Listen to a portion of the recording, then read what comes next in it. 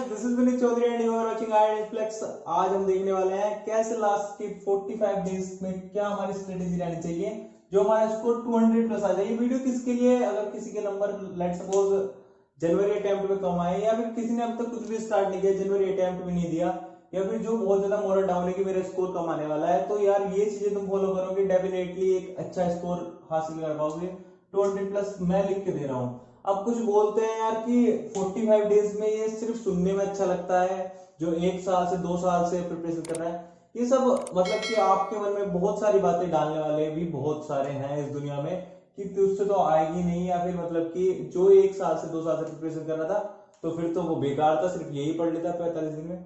तो मैं उसका भी आपको बताता हूँ कि जो 2 साल की प्रिपरेशन होती है तो उसमें 2 साल में तो आप अगर 300 के आसपास स्कोर लाना चाहते हैं, 285 250, क्योंकि 200 से अगर आपका एक भी नंबर ज्यादा आ रहा है तो वो बड़ी बात है, लेकिन जो 150 और 200 हमारे मार्क्स हैं उन्हें लाना इतनी बड़ी बात नहीं है। उसके लिए सिर्फ हमें कुछ चीजें समझनी पड़ेगी कि आखिरकार क्या क्या रिक्वायरमेंट है एग्जाम की और क्या क्या हमें फॉलो करना चाहिए जब हमारा स्कोर आ सकता है। और अगर आप अपने आप में बिलीव करते हैं, जिद अगर आपके अंदर है, क्योंकि यार जिद के बिना ये सब काम नहीं हो सकता। दुनिया चाहे कुछ भी बोलती रहे, अगर आपके अंदर एक जिद है कि मुझे लाना है, डेफिनेटली आप लेके आओगे, और आप लेके आओगे ये मैं आपसे वादा कर रहा हूं। लेकिन आपको ये चीजें फॉलो करनी है और क्या करना है, दूसरों की बातों पे ध्यान नहीं देना है, क्योंकि स्कोर आपका है, आपके नंबर आएंगे, किसी दूसरे के नंबर तो आएंगे नहीं। अब मैं आपसे बताता हूँ स्टार्टिंग से आपको क्या क्या करना है। लेट सपोज हमारे पास 45 डेज है, 45 डेज को मैंने 15 दिन में डिवाइड कर दिया। तो पहले 15 दिन में आपको क्या करना है, आपको अपना सिलेबस कंप्लीट करना है। अब कई टाइप के स्टूडेंट्स इस वीडियो को देख रहे होंगे, कुछ ऐसे स्टूडेंट्स भी होंगे कि जिन्होंने मतलब कि सिलेबस कवर कर रखा होगा लेकिन स्कोर उनका ज्यादा नहीं आता है। कुछ ऐसे टाइप के स्टूडेंट्स भी होंगे जिनका सिलेबस अभी तक कंप्लीट नहीं है। तो अगर आपने सिलेबस कंप्लीट कर लिया है तो आप उसे रिवाइज कर लीजिए पहले अच्छे से, या फिर आप उसे ही पढ़ लीजिए, क्योंकि आपने एक अच्छी कोचिंग ज्वाइन कर रखी थी, आपके नोट्स बने हुए हैं। दूसरी बात, अगर किसी का कोई भी सिलेबस नहीं है तो आप पूरा सिलेबस पढ़ने जाओगे, कोई बुक पढ़ने जाओगे तो बुक आपको नहीं फॉलो करनी है। बुक बनाई जाती है 1 या 2 साल के प्रिपरेशन के हिसाब से। आपको सिर्फ एक रैंक बूस्टर या फिर कोई सा भी किसी भी कोचिंग सेंटर का या फिर जो इंपॉर्टेंट चैप्टर्स है उनकी थ्योरी पढ़नी है, जो आपके लिए बहुत ज्यादा हेल्पफुल होगी एग्जाम के अंदर। पूरा मटेरियल पढ़ने जाओगे तो कभी कुछ नहीं होगा। दूसरी बात, एनसीईआरटी चार्ट लो।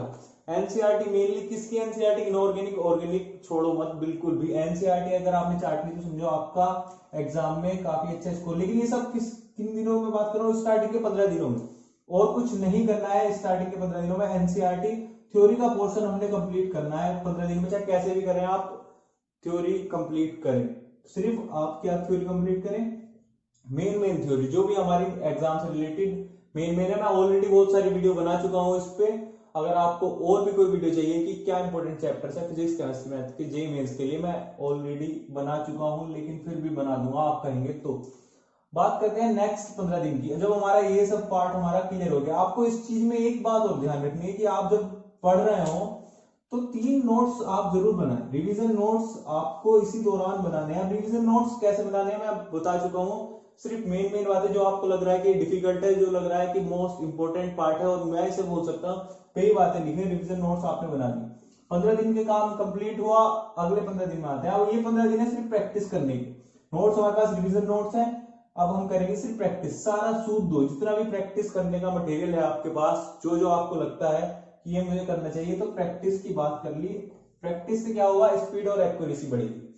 स्पीड एक्यूरेसी आप जब क्वेश्चन करेंगे तब आपको अंदाजा लगेगा कि स्पीड और एक्यूरेसी मेरी कैसे बढ़ रही है। स्पीड एक्यूरेसी बढ़ेगी सिर्फ नंबर ऑफ क्वेश्चन करने से। नंबर ऑफ क्वेश्चन सिर्फ कहीं से नहीं करने, रैंक बूस्टर से। अगर आपको रैंक बूस्टर चाहिए, हमारा टेलीग्राम आप ज्वाइन कर सकते हैं, वहां पे काफी सारा मटेरियल ऑलरेडी अपलोडेड है।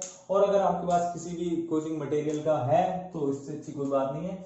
जेईई मेंस का पर्टिकुलरली आप किसकी बात करें? जेईई मेंस की, तो जेईई मेंस का ही मटेरियल सोल्व करें, ना भी जेईई एडवांस का, ना नीट का, ना किसी भी चीज का, सिर्फ जेईई मेंस का मटेरियल सोल्व करें। तो इससे क्या होगा? Speed accuracy.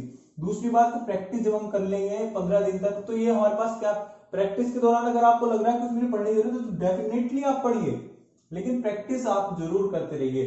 प्रैक्टिस हमने कर ली तो हमारा क्या हुआ, इसमें हमारा होगा कि अगर हमारा कोई क्वेश्चन है उसके 4 ऑप्शन है, ए बी सी डी, तो प्रैक्टिस आपको इस हिसाब से करनी है। अब अगर आप सोल्व करेंगे तो लगभग मान लीजिए आपको 3 मिनट में हो रहा है वो सोल्व, लेकिन आप जब प्रैक्टिस कर लेंगे तो हो सकता है आपको आइडिया लग जाए कि यार इसका आंसर तो सी है, क्योंकि आपने प्रैक्टिस कर रखी। दूसरी बात, आपने इतने सारे क्वेश्चन कर रखे हैं, आपको लग रहा है कि मैं इसे उल्टे रिवर्स डायरेक्शन में सोल्व कर सकता हूँ, ऑप्शन रख के भी चेक कर सकता हूँ। मेरी बहुत ज्यादा आदत थी कि मैं ऑप्शन रख के सोल्व कर देता था जी मेंस के क्वेश्चन, बहुत आसानी मिलती थी मैथ्स में, पर्टिकुलरली मैथ्स में।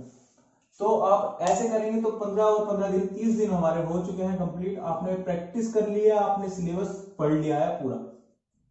बात करते हैं अगले 15 दिन की। अगले 15 दिन में जितने प्रीवियस ईयर क्वेश्चन है, प्रैक्टिस में आपको एक चीज और मैं आपसे बता रहा हूँ, प्रैक्टिस में आप नंबर ऑफ क्वेश्चन के साथ साथ हर दूसरे दिन, इन 15 दिन में लगभग हमें 7 या 8 या 10 मिनिमम हमें क्या करनी है, टेस्ट सीरीज या फिर मॉक टेस्ट। जो आपको मॉक टेस्ट एडवाइसेबल हो, जो आपको लगता हो, आप पर्सनली मेरे से पूछ सकते हैं, जो आपको लगता हो कि ये मॉक टेस्ट है अच्छा, आप उसे ज्वाइन कर सकते हैं, कोई भी बुराई नहीं है। लेकिन आप अगर एलन वगैरह का या फिर किसी भी एक अच्छे इंस्टीट्यूट का आप अगर सोल्व करेंगे तो आपके लिए फायदेमंद होगा। अगर आपको चाहिए तो हमारे टेलीग्राम पे आपको मैं लिंक दे दूंगा, टेलीग्राम पे जाइए, टेलीग्राम पे आपको मिलेंगे।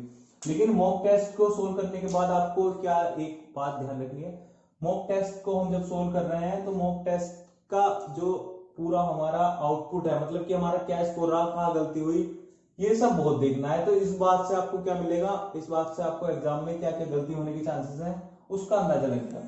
अब बचे लास्ट 15 डेज। 15 डेज में आपको क्या करना है, प्रीवियस ईयर क्वेश्चन आप जितने कर सकते हैं कर दीजिए, प्रीवियस ईयर क्वेश्चन जितने कर सकते हैं कर दीजिए। रिवीजन, जो भी आपको रिवीजन के लिए नोट्स बनाए थे ये अब काम देंगे, रिवीजन करते रहिए। अगर आपको लगता है कुछ पढ़ना है, एनसीईआरटी पढ़नी है, सिलेबस पढ़ना है, पढ़ लीजिए आराम से।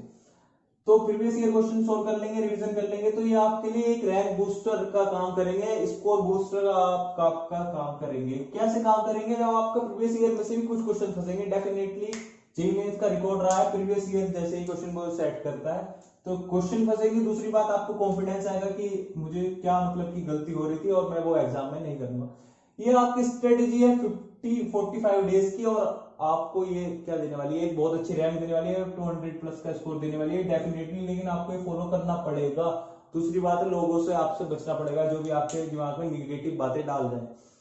अब कोई स्टूडेंट है वो बोल रहा है कि मेरे पास 24 आवर्स हैं और मैं इसमें क्या करना चाहता हूँ, ऐड करना चाहता हूँ। तो ऐड किस प्रकार से करना है, लेट सपोज 6-7 आवर की आपकी नींद हो गई है, उसके बाद हमारे पास 18-17 आवर बचते हैं, 3 घंटे के आपका खेल कूद खाना पीना सब कुछ हो गया, 14 के आसपास आवर बचते हैं। 10 आवर्स आप इसमें दें और 2 से 3 आवर्स आप किसमें दें, प्रॉब्लम सॉल्विंग में आप जरूर दे सकते हैं। तो 10+4 का आप अगर रेशियो रखेंगे तो यहाँ काम चल सकता है। 12+ वो आपको इंक्लूड करना है आपके अकॉर्डिंग, अगर आप कर सकते हैं करिए, नहीं कर सकते नहीं। ऐसे ही आप इसमें कर सकते हैं करिए, नहीं कर सकते मत करिए।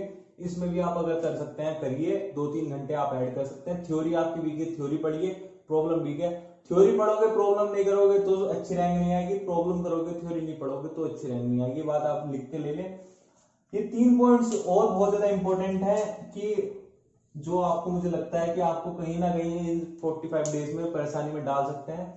तो पहली चीज है स्लीप। स्लीप का आपको कैसे ध्यान रखना है कि स्लीप आपकी नहीं होनी चाहिए, कम से कम 6 से 7 आवर्स की स्लीप। ऐसा ना हो कि आप ज्यादा करने के चक्कर में स्लीप अपनी कम कर दें। 6-7 आवर्स की आप स्लीप लीजिए, रात में 6 आवर्स और एक दिन में 1 आवर्स, ठीक है।